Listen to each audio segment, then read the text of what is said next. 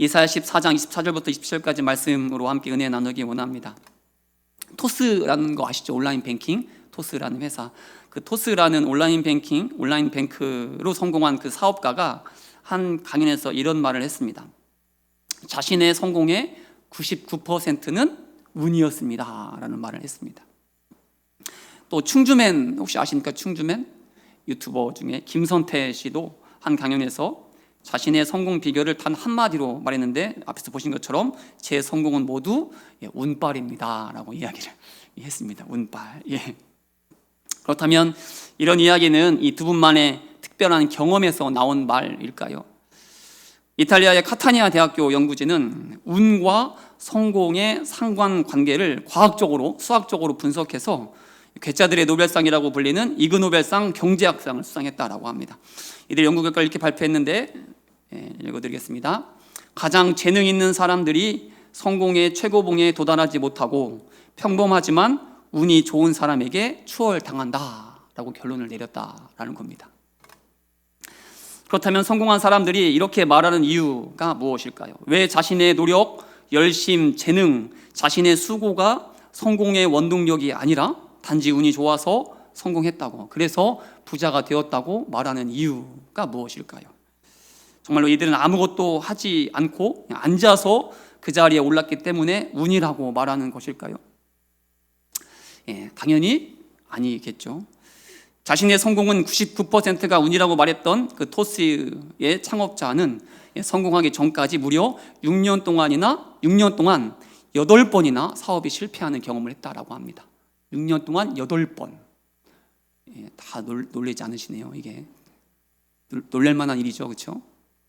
또한 충주맨 김선태 씨도 6년 동안이나 사법시험을 준비했는데 낙방이라는 실패를 경험했다라는 거죠. 그만큼 이들도 누구보다 노력했고 또 최선을 다한 삶을 살아왔다는 겁니다. 그렇다면 이들이 모든 것이 운이라고 말하는 것은 무슨 뜻이겠습니까? 그 이유가 무엇일까요? 아마도 제가 추측하건대 비록 지금은 성공의 자리, 부자의 자리, 그래서 모두가 부러워하는 자리에 올랐지만 그들도 자신의 삶을 돌아보았을 때에 노력하고 수고한 만큼의 결과가 있었던 것은 아니기 때문에 이런 말을 하는 것 아닐까요? 그렇게 그들이 뜻하고 계획한 대로 모든 일이 이루어진 것이 아니었기 때문에 물론 열심히 노력했고 수고도 했지만 그것들이 자신의 성공과 부의 결정적인 이유가 아니라고 겸손을 떠는 것이 아니라 오히려 솔직하게 고백을 하고 있는 것 아니겠습니까? 동의가 되시나요? 여러분도 지금까지 살아보니 어떻습니까? 노력한 만큼의 결실이 그때마다 있었습니까? 계획한 곳 뜻한 대로 인생이 풀려서 지금의 그 자리에 계시는 겁니까? 기대한 것보다 훨씬 잘된 경우가, 반대로 계획대로 뜻대로 되지 않았던 경우가 우리의 삶에도 자주 있지 않았습니까? 그럼에도 그 자리에 지금 계시는 것 아닙니까? 그런데 이러한 일은 일상생활에서만이 아니라 우리의 믿음 생활도 마찬가지라는 겁니다. 요즘 우리 교회 사역팀 중에서 가장 바쁜 사역팀 중에 하나가, 물론 다 바쁘시지만 바로 중보기도 팀이 아닌가 생각해 봅니다. 낮이고 밤이고 새벽이고 가릴 것 없이 기도 제목이 계속 올라옵니다. 보통 중보기도 단톡방에 중보기도 팀장님이신 김경복 권사님이 기도 제목을 공유하시는데, 지난주 어느 날 기도 제목을 공유하시면서 권사님이 이런 글을 올리셨습니다. 하루도 그냥 넘어가는 날이 없는 요즘입니다. 기도가 정말 많이 필요한 때인 것 같습니다 라고 올리시고 기도 제목을 또 길게 올리셨습니다. 정말 이 몇 주 사이에 권사님의 표현대로 그냥 넘어가는 하루가 없을 정도로 새로운 기도 제목이 거의 매일 올라왔습니다. 왜 그렇습니까? 우리가 기도하지 않아서입니까? 우리의 믿음이 없어서일까요? 그래서 계속 새로운 문제들이 일어나는 것입니까? 당연히 아닙니다. 잘 믿어도 또 열심히 기도해도 여전히 우리의 삶은 예상하지 못한 문제, 감당하기 버거운 고난이 찾아온다라는 겁니다. 그래서 우리의 계획대로 나의 뜻대로 되는 날보다 그렇지 않은 날이 훨씬 더 많다는 것이죠. 성경 인물을 보면 욥이 어떻습니까? 하나님께서는 욥을 어떤 자라고 평가하시는지 아시죠? 욥기 1장 1절 우리 다 함께 한 목소리로 봉독합니다. 시작.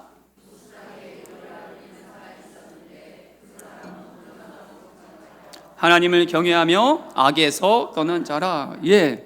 이분 하나님을 경외하며 늘 온전하고 정직한 삶을 살았습니다. 그래서 세상에 욥과 같은 자가 없다는 하나님의 엄청난 칭찬을 들은 자가 욥이었습니다. 그런데 그랬던 그에게 어떠한 일이 일어났습니까?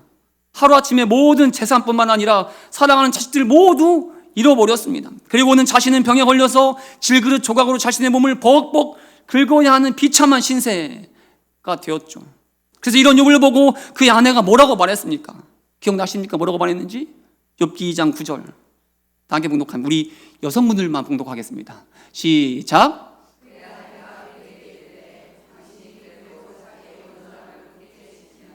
하나님을 욕하고 죽으라.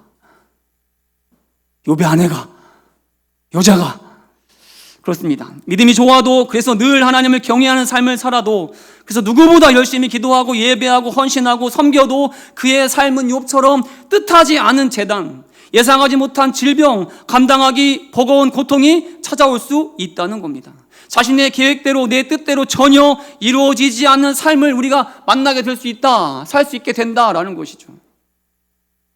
그런데 오늘 본문은 내 계획대로, 내 뜻대로 되지 않으니 모든 것이 운이라고, 운빨이라고 말하는 세상을 향해서, 또 내 계획대로, 내 뜻대로 되지 않으니 좌절하며 낙심 가운데에 차라리 하나님을 욕하고 죽으라고 저주의 말을 퍼부는 자들을 향해 오늘 본문은 뭐라고 말씀하고 있습니까? 그러한 자들과 그러한 세상을 향해 오늘 본문은 뭐라고 전하고 있습니까? 27절 말씀 우리 다 함께 봉독합니다. 시작. 만군의 여호와께서 경영하셨은즉 누가 능히 그것을 패하며 그의 손을 펴셨은즉 누가 능히 그것을 돌이키랴. 그렇습니다. 세상은, 또 우리의 신앙생활도 내 뜻대로 되지 않습니다. 내 계획대로도 되지 않습니다. 아니, 그 누구의 뜻과 계획대로 되지 않습니다. 그렇다면 오직 누구의 뜻대로 되는 겁니까? 오직 누구의 계획대로 우리의 삶이, 아니 온 세상과 온 우주가 돌아가고 있습니까? 바로 온 세상을 창조하신, 온 우주의 주인이신 우리 하나님의 뜻대로, 하나님의 계획대로 이루어진다라는 사실입니다. 왜냐하면 우리 하나님께서 온 세상을 경영하시기 때문이죠. 우리 하나님께서 온 나라를 다스리시기 때문입니다. 이 사실을 믿으십니까? 이 사실을 믿음으로 고백하십니까? 아니, 하나님께서 온 우주뿐만 아니라 오늘 우리의 삶도, 나의 삶도 경영하고 계신다는 사실을 믿으십니까? 지금도 다스리고 계신다는 사실을 믿음으로 고백하십니까? 그렇다면, 이 사실을 믿는다면 우리는 오늘을 어떻게 살아야 하겠습니까? 오늘 말씀을 통해 함께 살펴보도록 하겠습니다. 온 세상을 경영하시는 하나님을 믿는다면 우리는 오늘을 어떻게 살아야 할까요? 첫 번째는 끝까지 기다려야 합니다. 끝까지 기다려야 합니다. 오늘 본문인 24절부터 27절까지 말씀 중에 반복해서 나오는 단어가 있는데 혹시 무엇인지 아시겠습니까? 반복해서 나오는 단어, 바로 경영하신다, 경영하신다. 그리고 특별히 24절은 이렇게 전하고 있는데, 다시 한번 24절 말씀을 다 함께 봉독하시죠. 시작. 반드시 되며 내가 경영한 것을 반드시 이루리라. 두 번 강조하여 기록하고 있는 말씀이 무엇입니까? 내가 생각한 것이 반드시 될 것이다. 또 내가 경영한 것을 어떻게 한다고요? 반드시 이룰 것이다. 그렇다면 이렇게 반복해서 강조하는 이유가 무엇입니까? 왜 하나님께서 온 세상을 경영하신다는 사실을, 또 하나님께서 생각하신 것을, 작정하신 것을, 경영하신 것을 반드시 이룰 것이라고 이 짧은 구절에서 계속해서 반복하는 이유가 무엇이겠습니까? 그 이유는 당시의 현실이, 이사야가 처한 상황이 도무지 하나님께서 온 세상을 경영하시고 다스리시는 것처럼 보이지 않았기 때문이죠. 얼마 전 미국에서 열린 월드컵 대회가 있었습니다. 근데 그때 정말 말도 안 되는 일이 벌어졌다는 것 혹시 아십니까? 우리나라가 떨어진 거 말고 또 말도 안 되는 일이 벌어졌습니다. 보통 축구 경기에서 반칙으로 퇴장, 레드카드를 받게 되면 이후 벌칙으로 보통 3경기는 뛸 수가 없습니다.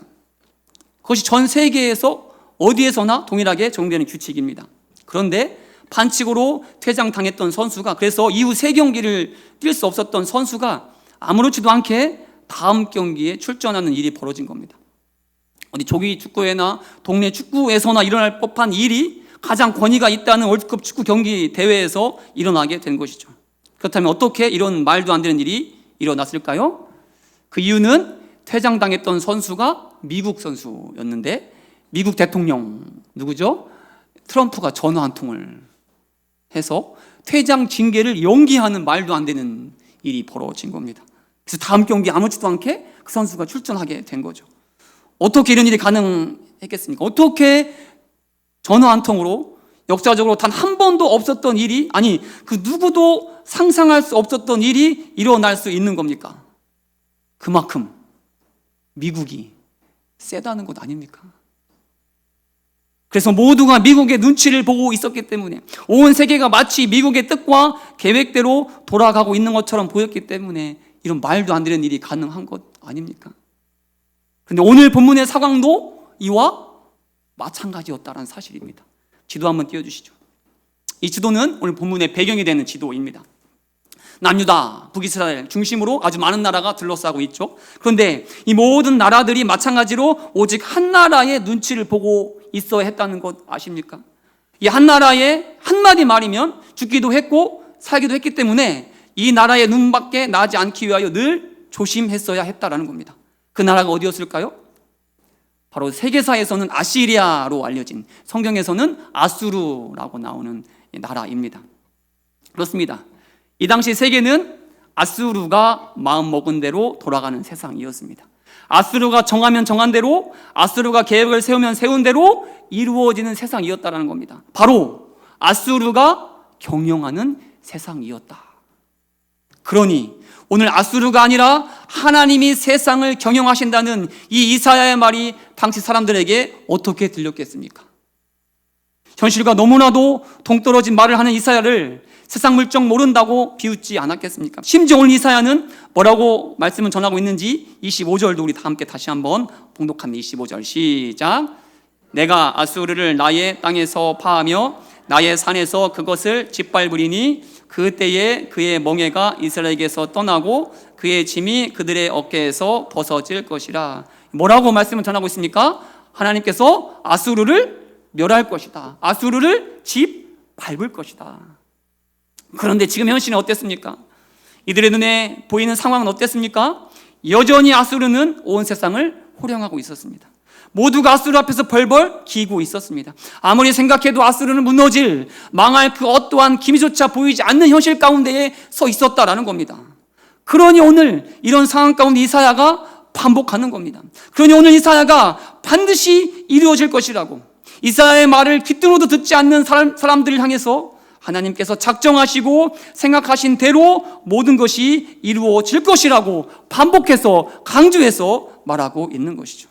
그리고 실제로 어떻게 되었습니까? 놀랍게도 이 선포 이후에 도무지 망할 것 같지 않았던 아수르가 어떻게 되었죠? 천년 만년 영원할 것 같았던 아수르가 불과 10년도 지나지 않아 이사야의 선포대로 바벨론이라는 신흥 강대국에 의해 처참히 짓밟히는 신세가 되었다라는 겁니다. 그래서 이 세상에서는 그 어떠한 흔적도 찾아볼 수 없을 정도로 완전히 사라져 버리게 되었다. 그렇습니다. 세상은 하나님이 경영하십니다.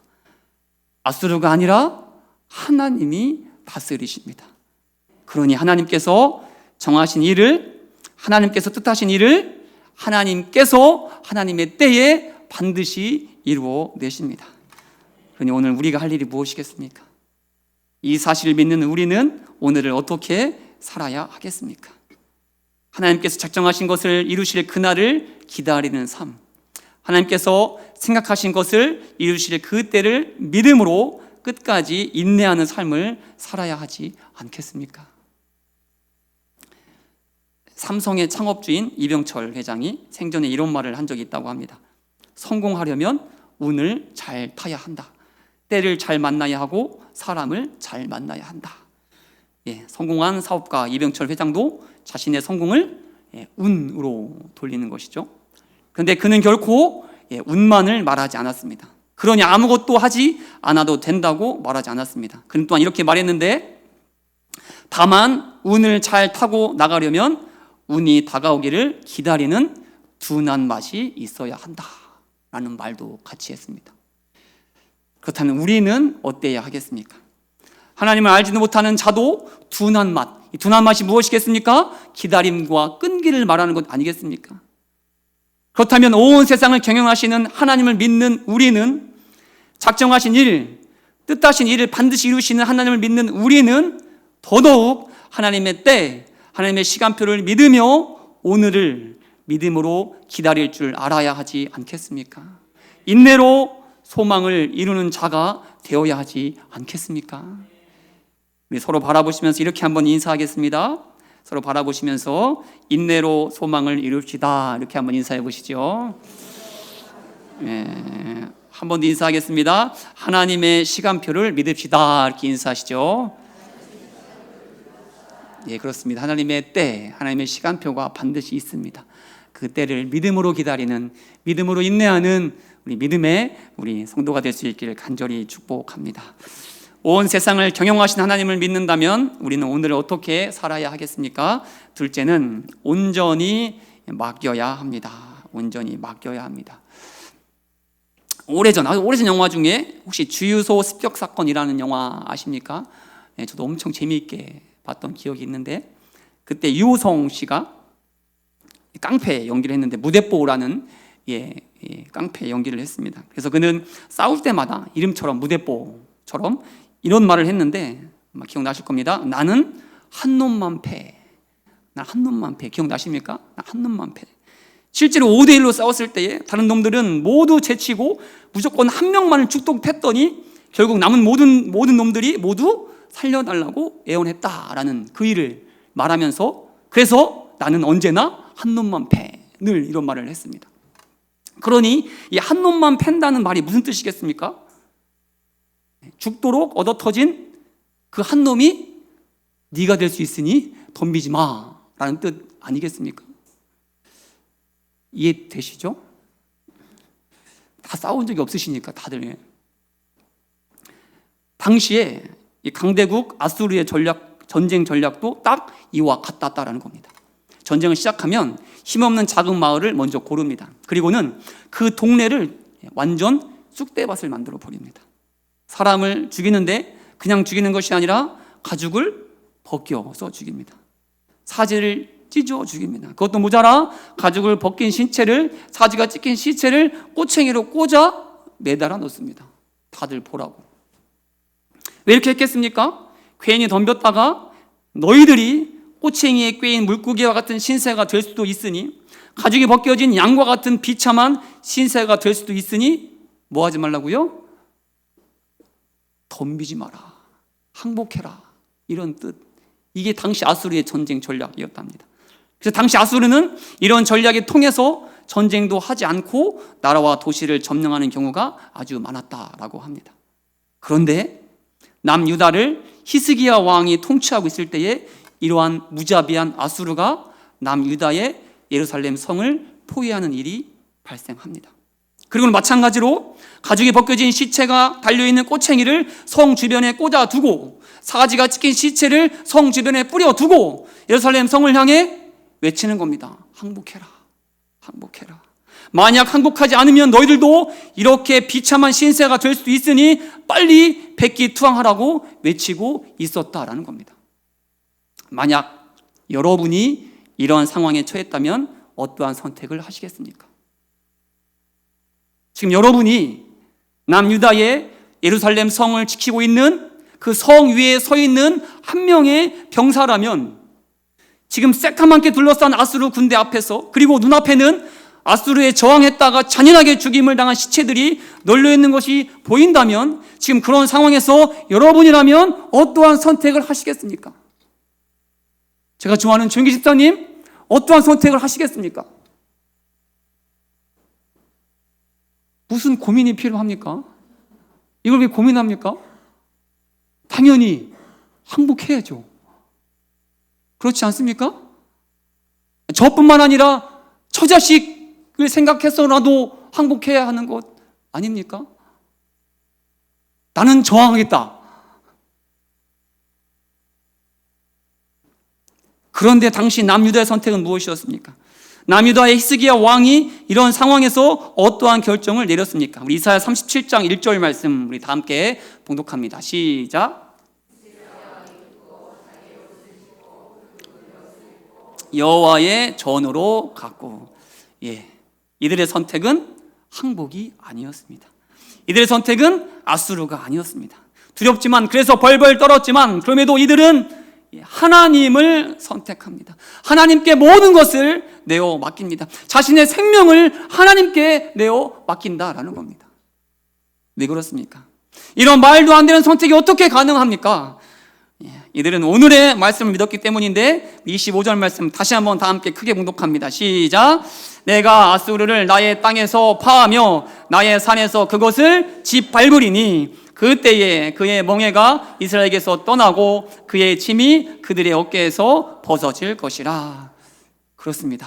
아수르가 온 세상을 경영하는 것이 아니라 하나님께서 경영하시니, 하나님께서 다스리시니, 하나님은 온 세상의 주인이시니, 이들은 아수르가 아니라 하나님을 선택했던 것입니다. 아수르에게 자신의 삶을 맡긴 것이 아니라 하나님께 자신의 삶을, 자신의 생명을 내어 맡겼던 것이죠. 그러자 어떠한 일이 일어났습니까? 그럴 때에 이들이 경험한 일이 무엇입니까? 이사야 37장 36절 다 함께 봉독하죠. 시작.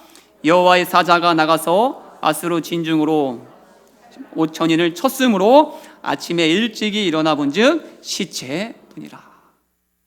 그렇습니다. 이들의 믿음대로 온 세상을 경영하시는 하나님을, 그리고 정하신 일, 생각하신 일을 반드시 이루어내신 하나님을 만나게 되었던 것이죠.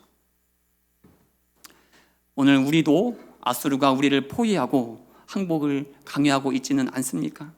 가죽 벗겨진 시체들, 갈기갈기 찢긴 시체들, 꼬챙이에 꽂혀 피를 흘리고 있는 시체들을 보여주며, 내 말을 듣지 않으면, 내 뜻, 내 계획대로 따라오지 않으면 마찬가지로 이러한 꼴이 될 것이라며 감당할 수 없을 것 같은 두려움과 불안함으로 매일 매순간 우리를 위협하고 있지는 않습니까?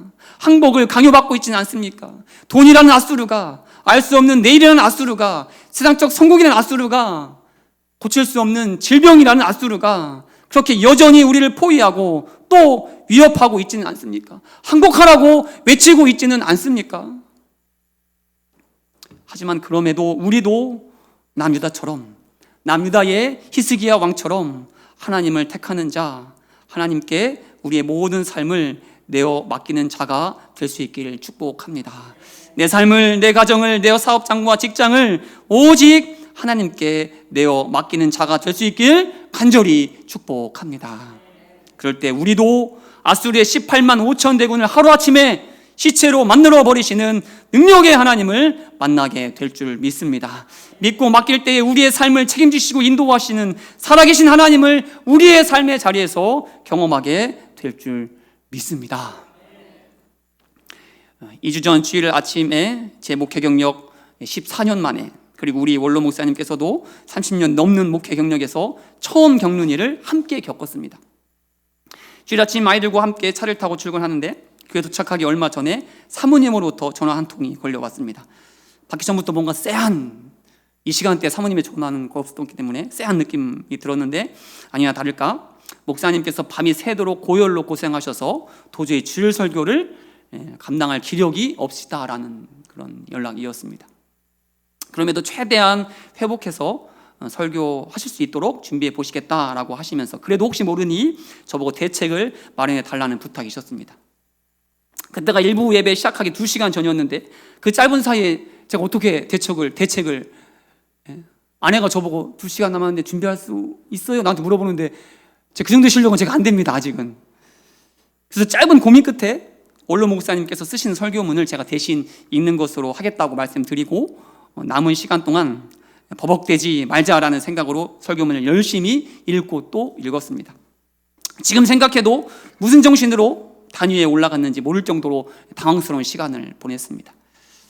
그렇게 생전 처음 해보는 설교 대독을 마치고 그날 내려왔는데 원로 목사님께 연락이 왔습니다. 문 목사 고마워. 나도 평생 처음 겪는 일인데 문 목사가 잘 대처해줘서 고마워. 그리고 오늘 아주 특별한 은혜가 있었어 라고 저에게 격려해 주셨습니다. 그래서 저도 아닙니다 목사님, 제가 목사님의 설교에 오늘도 큰 은혜 받았습니다, 감사합니다 인사하고 말씀드렸습니다. 실제로 저도 설교문을 읽는데 너무 은혜가 되는 겁니다. 제가 얼마나 은혜를 받았으면 제 설교문으로 설교할 때는 제가 전혀 울지 않는데 그날만큼 얼마나 제가 울면서 설교를 제가 했습니까? 그렇죠. 비웃으시는 겁니까? 근데 그 주간에 한 성도님과 식사하면서 이야기하는데 이 은혜가 단지 저와 원로 목사님만 누렸던 은혜가 아니라는 사실을 알게 되었습니다. 평소에는 설교에 대해서 특별한 언급을 하지 않으시는 그 성도님이 그날은 저에게 주일 설교에 대해서 이렇게 말씀하시는 거예요. 목사님, 이번 주일 설교 정말 역대급으로 좋지 않았어요? 저한테 얘기하시는 거예요. 그 말씀 듣는 순간 솔직히 기분이 좋아야 하는 건지 그렇지 않아야 하는 건지 헷갈리기도 했지만 주에 누렸던 그 은혜가 나와 원로 목사님만 누리는 것이 아니었다는 사실에 참 감사했던 시간이었습니다. 혹시 이 자리에서 은혜 받으신 분 많이 계시지요? 별로 아니었나 봅니다. 3명만 은혜 누렸던 것 같습니다. 그렇습니다. 당시 그 짧은 2시간은 저로서는 다시 생각하고 싶지 않은 순간이었습니다. 2번 다시 일어나지 않았으면 하는 그런 일이었습니다. 그러니 우리 원로 목사님의 건강을 위해서 계속 기도해 주시면 감사하겠습니다. 제 생각과 제 계획에는 전혀 없었던 일로 너무나 당황스러운 시간이었습니다. 그런데 그럼에도 저는 이번 일을 통해 다시 한번 깊이 깨닫게 된 것이 있는데 그것은 바로 그럼에도 우리 하나님께서는 우리가 전혀 기대하지도 상상하지도 못한 일을 통해 다시는 일어나지 않았으면 하는 사건을 통해 그럼에도 우리 하나님은 선을 만들어 내시는 분이라는 사실, 그럼에도 뜻하시고 작정하신 그 일을 반드시 이루어 내시는 분이라는 사실을 다시 한번 깊이 깨닫는 은혜의 시간이었습니다. 그렇습니다. 우리 인생에서는 이런 일, 예상하지 못한 문제들이, 육신의 질병이, 사업의 어려움이 얼마나 자주, 얼마나 많이 일어납니까? 내 뜻대로, 내 계획대로 되지 않은 일이 우리의 삶 가운데에 얼마나 많이 일어납니까? 그런데 어떻습니까? 그러니 우리는 그러한 삶을, 그런 인생을 뭐라고 말해야 합니까? 우리도 내 계획대로, 내 뜻대로 되지 않으니 인생은 운빨이라고 말해야 합니까? 내 뜻대로, 내 계획대로 되는 일 하나도 없으니, 그래서 지금 내 인생이 이 모양 이 꼴이 되었으니 이번 생은 망했다, 이 생망이라고 말을 해야 하는 것입니까? 당연히 아니죠. 내 뜻대로, 내 계획대로 되는 일이 하나도 없으니 우리는 오히려 뭐라고 고백해야 합니까? 그럼에도 오늘 이 자리에 서 있는 우리는 뭐라고 마음 가운데 고백하며 이 자리에 나오셨습니까? 바로 사도 바울의 그 유명한 고백, 나된 것은 오직 하나님의 은혜입니다 라는 고백으로 이 자리에 나오신 것 아닙니까? 나의 삶을 돌아보았을 때에 비록 내 뜻과 내 계획대로 되지 않는 일이 너무나 많았지만 그럼에도 우리는 믿음으로 이 모든 것이 하나님의 은혜입니다라고 고백할 수 있는 것 아닙니까? 그렇습니다. 내 뜻대로 되지 않는 세상, 내 계획대로 이루어지지 않는 세상, 하지만 우리는 결코 운빨로 살아가는 자들이 아닙니다. 또 그렇다고 우리는 이 생망, 낙심하지도 좌절하지도 않습니다. 오히려 그럼에도 하나님께서 다스리시니, 하나님께서 경영하시고 책임지시고 인도하시니 하나님의 때를 기다리는 우리 기흥의 믿음의 성도가 될 수 있기를 축복합니다. 우리의 삶을, 우리의 가정, 우리의 직장, 우리의 사업장을 하나님께 온전히 내어 맡기는 우리 기흥의 믿음의 성도가 될 수 있기를 간절히 축복합니다. 그럴 때에 나의 열심이 아니라, 나의 노력과 수고도 아니라 우리를 그럼에도 가장 좋은 길로, 그럼에도 가장 완전한 길로 인도해 내시는 하나님의 열심을 우리의 삶 한복판에서 경험하게 될 줄 믿습니다. 그래서 모든 것이 하나님의 은혜라고, 그럼에도 하나님의 은혜로 지금 이 자리에 서 있다고 고백하는 우리의 삶이 될 줄 믿습니다. 그러니 조금 느린 듯해도, 조금 나의 삶이 더딘 듯해도, 또 앞이 보이지 않고 이해가 되지 않더라도 그 하나님의 열심을 믿으며 이번 한 주간에도 믿음으로 주어진 삶을 감당하는 우리 기흥의 믿음의 성도가 될 수 있기를 간절히 축복합니다.